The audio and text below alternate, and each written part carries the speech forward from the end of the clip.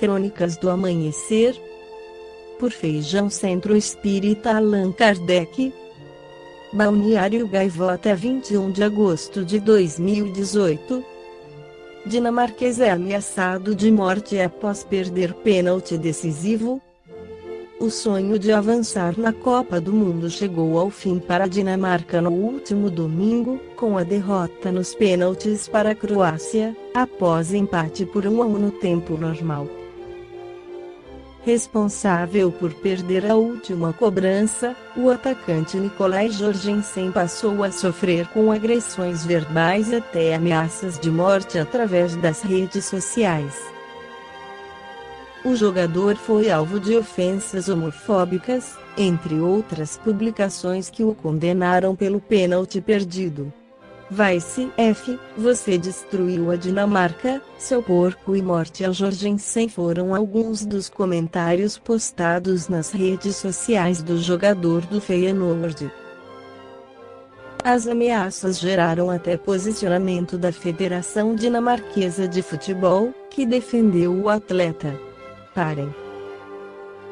Nossa sociedade nunca deve aceitar ameaças de morte, seja contra estrelas da Copa do Mundo, políticos ou outros. É totalmente inaceitável e obsceno. Denunciamos este problema à polícia para colocar um fim nesta loucura, comentou. No domingo, Dinamarca e Croácia ficaram no 1-1 ao longo dos 90 minutos, resultado que se estendeu na prorrogação. O jogo foi para os pênaltis, e aí brilhou a estrela do goleiro Subasic, que defendeu as cobranças de Eriksen, Schön e Jorgensen, na tentativa derradeira. Vivemos um dos momentos mais conturbados da história da humanidade. Um período parecido com o que antecedeu a Segunda Guerra Mundial, em que nacionalismos e separatismos, bem como conflitos que opunham etnias e religiões, mascaravam as verdadeiras razões políticas e econômicas subjacentes àquela época, como a crise da Bolsa de Valores, de 1929, e a Grande Depressão. Cenários como esses propiciam e potencializam sentimentos de xenofobia, ódio, intolerância e racismo. No âmbito internacional, as diferenças religiosas têm exacerbado o preconceito em relação aos muçulmanos, induzindo-se a crer que todo adepto da religião islâmica tem a responsabilidade por ataques terroristas causados por uma minoria radical sem nenhum princípio ético e humanitário, base fundamental de qualquer doutrina religiosa.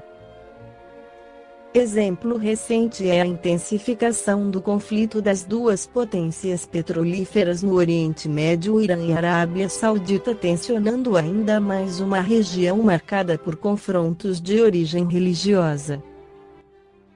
A intolerância religiosa e o racismo motivaram e foram pano de fundo para quase todos os conflitos armados que ocorreram no século XX. A morte de mais de 6 milhões de judeus, no período sinistro e obscuro da ascensão do nazismo, que perdurou por mais de uma década na Alemanha, é um exemplo claro desse fenômeno. Historicamente, o Brasil não ficou ao largo desse processo de radicalização e intolerância religiosa.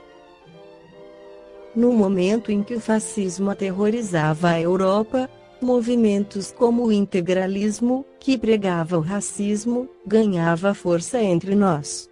É só lembrar que o candomblé e até mesmo a capoeira, com seus batuques e cantigas, eram proibidos no Brasil até meados do século XX.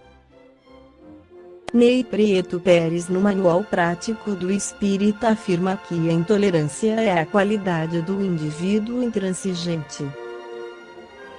Para melhor identificar a intolerância nas nossas manifestações, relacionemos alguns traços característicos desse defeito.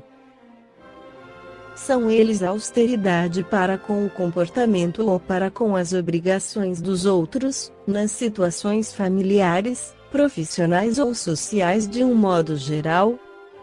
B. Severidade exagerada quando nas funções de mando, perdendo quase sempre o controle emocional e repreendendo violentamente algum subalterno que tenha cometido certo erro em suas obrigações de serviço. C. Rigidez nas determinações ou nas posições tomadas em relação a alguma penalidade aplicada. Alguém que tenha errado e sobre quem exerça autoridade. D. Rispidez e maus tratos para com aqueles com quem convive, agindo com dureza e radicalidade. E não aceitação e incompreensão das infrações que alguém possa cometer, condenando-as inapelavelmente com julgamentos agressivos e depreciativos. F. Prazer em denegrir as pessoas, evidenciando, de preferência, seus defeitos. O intolerante não perdoa, nem mesmo atenua as falhas humanas e, por isso, falta-lhe a moderação nas apreciações para com o próximo. Vê apenas o lado errado das pessoas, o que em nada estimula o bem proceder. A fácil irritação é também um aspecto predominante do tipo intolerante. O senso de análise e de crítica é nele muito forte. Na sua maneira de ver, quem erra tem que pagar pelo que fez. Não há considerações que possam aliviar uma falta. Porque somos ainda tão intolerantes? Vemos o cisco no olho do nosso vizinho e não enxergamos a trave no nosso.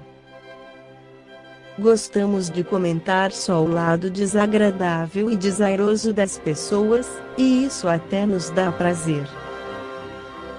Será que nessas críticas não estamos inconscientemente projetando nos outros o que mais ocultamos de nós mesmos? Não estaríamos assim salientando nas pessoas o que não temos coragem de encarar dentro de nós? A intolerância doentia é um sintoma indicativo de que algo muito sério precisa ser corrigido dentro do nosso próprio ser. Porque exigimos perfeição dos que nos rodeiam e somos complacentes com nossos abusos. Sejamos primeiro rigorosos conosco e, então, compreensivos com os outros. Incontestavelmente, é o orgulho que leva o homem a dissimular os seus próprios defeitos, tanto morais quanto físicos. Allan Kardec. O Evangelho segundo o Espiritismo. Capítulo 10. Bem-aventurados os misericordiosos. O argueiro e a trave no olho. Mostrando o mal nos outros, ressaltamos as supostas qualidades que acreditamos ter. É manifestação de orgulho, não nos enganemos. É proceder contrário à caridade que Jesus se empenhou tanto em combater, como o maior obstáculo ao progresso. A censura que façamos a outrem deve antes ser dirigida a nós próprios, procurando indagar se não a mereceríamos. Analisemos, identifiquemos e lutemos por extirpar a intolerância dos nossos hábitos. Esta foi a crônica do amanhecer de 21 de agosto de 2018, por Feijão.